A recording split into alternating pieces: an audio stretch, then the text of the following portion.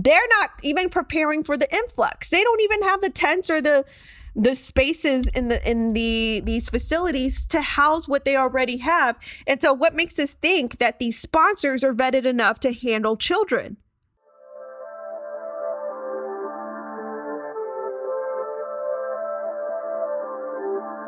What would you do if your local grocery store closes? Just recently, major grocery stores in California announced they will be closing permanently. Why? Because local city councils are forcing those stores to give employees extra hazard pay during the pandemic. It's a 28% increase in labor costs.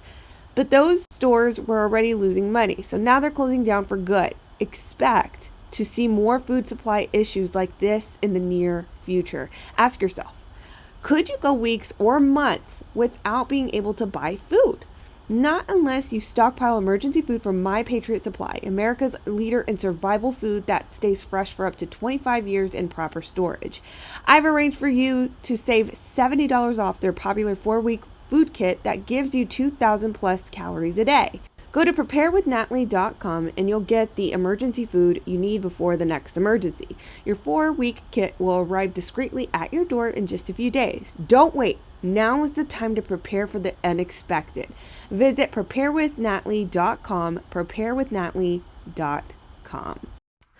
Muchachos y muchachas, how many of your friends and family are now rescinding and regretting their vote for this administration?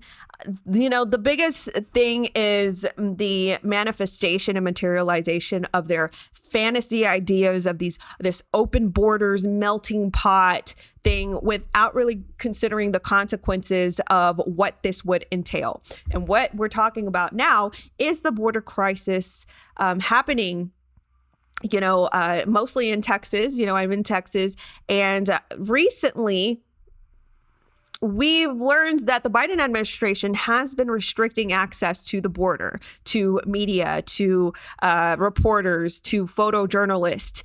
And that even in itself has caused a little bit of an uproar with even the mainstream media against the Biden administration. But now we're learning over the weekend with leaked photos of the internal images of these detention centers, why that's so. Because it's really, really bad. Let's go to our first article here and let's go through some details. So, pictured inside the crowded makeshift migrant overflow tent in Texas, where 400 unaccompanied male minors are being held in terrible conditions as Biden bans media access to facilities. I wonder why. So these pictures, apparently they are obtained by Congressman 𝗕𝗰𝗙, and they show the inside of these detention centers, or as the left would call it, kids in cages. So Axios really has the scoop here, but I'm going to come back to Daily Mail. So this is the scoop. These are the details that go into these paired up photos. But what we're going to see, and I'm going to show you the pictures, each of these pods in so-called soft-sided facility has 260% occupancy, who provided, and that was 𝗕𝗰𝗙, who provided the photos to Axios. But really, so they have a 260% capacity, but there's around 400 kids being kept into these pods. And he says, because the Biden administration has restricted the media coverage at housing facilities, images like these offer a rare window into conditions. 𝗕𝗙, who recently visited a center for children, did not tour the Donna facility or take the photos himself. He said the photos were taken over the weekend. And he says, 𝗕𝗙 described the setting as terrible conditions for children, and they need to be moved more rapidly into the care of the Department of Health and Human Services.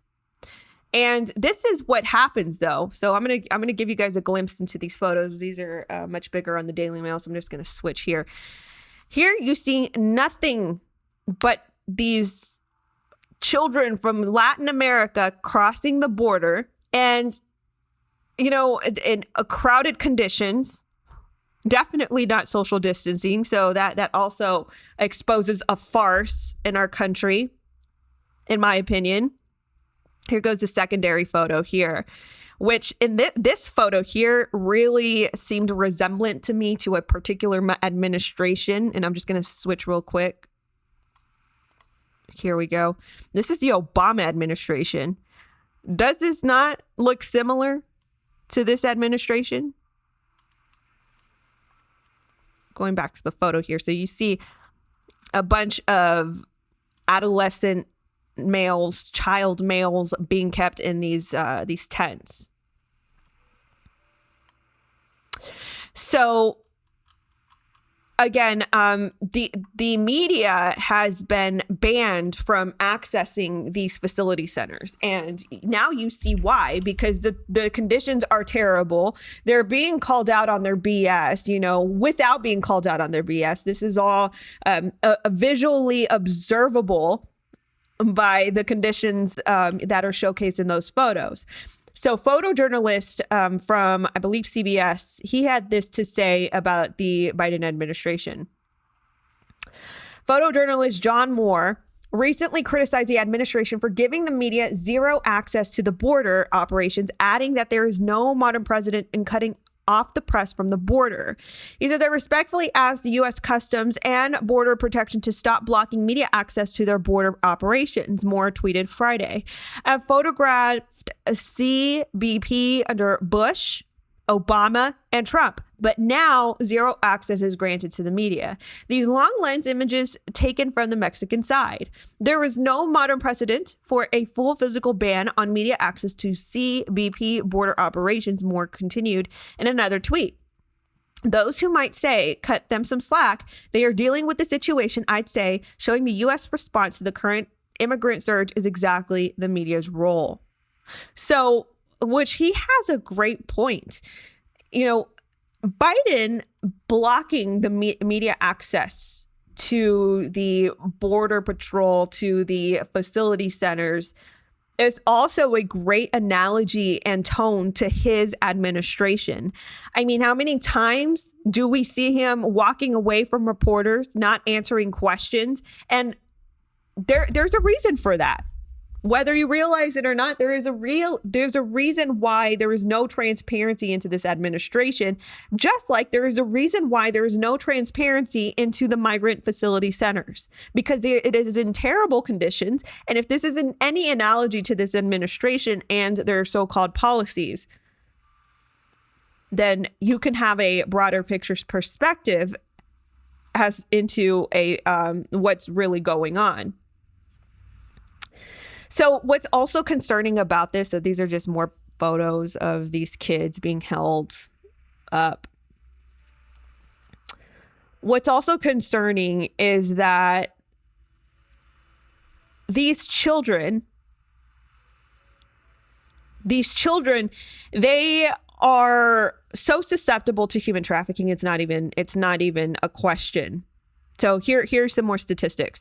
There are 18,945 family members and 9,297 unaccompanied children encountered in February, an increase of 168% and 63% respectively from the month before, according to the Pew Research Center. That's a lot of people, as recent as his inaugurated presence into this country. So this is what I was going to say. The most concerning part about all of this is the human trafficking aspect. As you guys know, I've been very outspoken about human trafficking, about the statistics, about, the particular logistics into that coming into our country. And this is the biggest primer to human child trafficking, if anything. And this sentence says it right here. Migrant children are sent from border holding cells to other government facilities until, this is the big part, until they are released to a sponsor.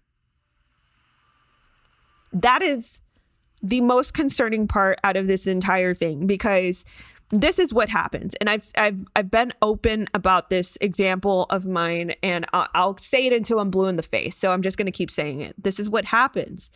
These human smugglers, these smugglers, what they do in Latin, especially in Mexico, but they're called coyotes. And what they do is they're human smugglers. They charge this sometimes obscene amount of money in Mexico or in Latin America. And they will sell this as a package. They will tell these, what do we call them? Immigrant to-bes or migrant wannabe, whatever we want to call them, these undocumented immigrants who want to come into this country. What they will do is they'll package up their deal like a salesman. Okay, for $5,000 to $8,000, we will, smuggle you, sneak you into the United States. We have tunnels, we have, secret fence posts, whatever. We have a special way for you to get in, and we'll do it for $5,000. So the human smugglers are really like the leader of that particular individual coming into the country. So what becomes concerning too is that this is a big scheme. This is a scam. A lot of times these smugglers are in it for money, and that's it. They think nothing of humanity, of being humane, nothing like that. So let's get that in our heads. They don't think about the dreamers and these big fantasy plans to come into the country to give these people a better life. They think about the money. Okay. So what happens is the migrant, the migrant to be, or the undocumented migrant to be, what happens is they pay this vast amount of money to the human traffic, to the coyote or the human smuggler. And the smuggler actually gets them into the country. And then what the smuggler does is they then flip it, and they extort them for more money. And they say, hey, it costs 5,000 in pesos, but in the United States, the pesos don't translate. So you actually owe me more money. Give me that money, or you got to work it off. You got to work off your debt. So therefore, you're enslaved to me until you work out for your debt. And a lot of times, I'm telling you, these human smugglers don't think about the humane situations. They don't think about that. Not even for kids. They will sell these children into sex trafficking, into labor trafficking, whatever trafficking, domestic servitude. They will do it for the money. It does not matter to them. So what ends up happening, because they're undocumented, they're unrecorded, they have no papers, nothing. They're just humans in a foreign land. Therefore, it makes it more easier for human traffickers to sell them out. I talk about this because I have a very personal example. When I did the outreach ministries so long ago, I saw this firsthand. I saw a child being trafficked in what's called a cantina in Houston, Texas. Houston, Texas is we're close to a lot. We're close to the Gulf. So we have the port, we have the ship channel, but we're also close enough to the border. So we have a lot of, that activity around here. So in this example, the very personal example that I have, when I was on an outreach one time, I saw a child being sold at a cantina. I obviously reported this to the local deputy. I had them, hopefully investigate this to recover the child. And the sad part of the story is that, fast forward, they were unable to recover her. They were unable to find her. That is how skilled, that is how inhumane these traffickers are. They don't care. They don't care. They care about the money. So this is what happens. Let me go back to this. This is why I wanted to caveat this. So these migrant children, they get sent to these government facilities, and then they're released to a sponsor. Who are these sponsors? And knowing how careless this administration is, and how undetailed and unprepared they are for this big, fantasy migrant influx, they're not even preparing for the influx. They don't even have the tents or the spaces in these facilities to house what they already have. And so what makes us think that these sponsors are vetted enough to handle children? Well, we don't. Because who knows who can be a sponsor? Who knows who can just take the children and facade as a sponsor and really be a trafficker? I'm just saying, like, this is so irresponsible and so foolish. So I gave you guys that statistic. There's about 10,000 migrants, and it's actually more like 20,000, close to 20,000. Half of those are children. So half of those children are pretty susceptible to bad things. And then another detail to this to add is that the Border Patrol, they're at so much capacity. And let me say this before I say that. The Biden administration not allowing media coverage at the border is not going to stop these leaks from happening. These Border Patrol agents, these people who are forced into this situation to deal with his repercussions of this surge of migration, of the surge of illegal migration, they're forced to deal with this crisis without help. And so guess what? At one point, they're going to say, screw it. Here's some photos. And I would imagine that we're going to see a lot more of this happen in the oncoming weeks, that they don't take care of the situation. So with that being said, what's happening is that the Border Patrol personnel, they don't have the help that they need to manage this fantasy land. So what they're doing is they are releasing the illegal crossers into the United States without a court date, which is essentially open borders. It states, and this is coming from Fox News, that this is coming from a Border Patrol agent. They got a comment from him. And it says the unprecedented move places the responsibility of seeking an asylum hearing in the on the migrants through Immigration and Customs Enforcement or legal assistance. Multiple Border Patrol agents confirmed the new process to Fox News, revealing that they have been directed to use prosecutorial discretion to forego the hours-long process of paperwork required to issue an NTA amid the surge of migrants at the border. Instead, migrants are registered into a system with biometrical data taken at largely released into the public. In one instance, at a bus station in McAllen, Texas, the processing is being done mostly at a temporary outdoor processing site. Border Patrol agents emphasize that this does not apply to unaccompanied children. A senior source with Customs and Border Protection told Fox News on Saturday that the officials were considering the controversial move because the ongoing crisis at the border has become so dire that the Border Patrol has no choice but to release people nearly immediately after apprehension, because there is no space to hold people even to do necessary NTA paperwork.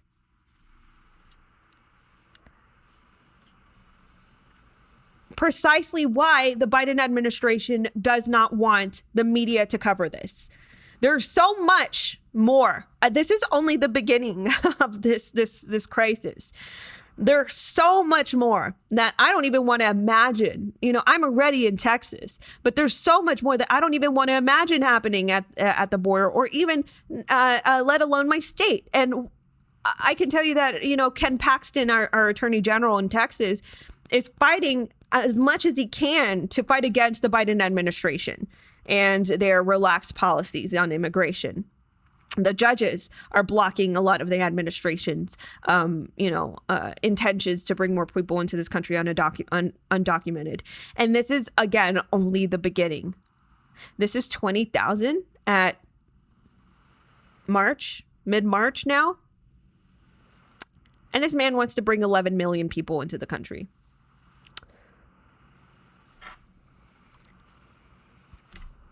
I hope that, look, keep talking about this. Keep talking about it. These people need to know what their actions are causing. You know, and when I say these people, I'm talking about these Biden bros who are defending this madness. But, you know, the surge in human trafficking, it's still ongoing. It's gonna continue. And, these people need to be held accountable for voting for this travesty, either by chastising or by reminding them with physical photos, look, this is what you're causing. Anyways, that's my rant. Thank you guys so much for listening to that rant. But I will continue to keep track and keep tabs on this this crisis, and I will definitely bring you guys more info as it comes. Thank you guys so much for your attention to this matter. Thank you for watching this video. Please support the channel by sharing this video, liking, subscribing, tell people about this channel. And you know, I just appreciate you guys. Thank you so much for your support. And if you feel led on your heart to support this channel, you can go to natlydenise.com/donate, or there are easy links in the description below. Thank you guys again, and I will catch you in the next video.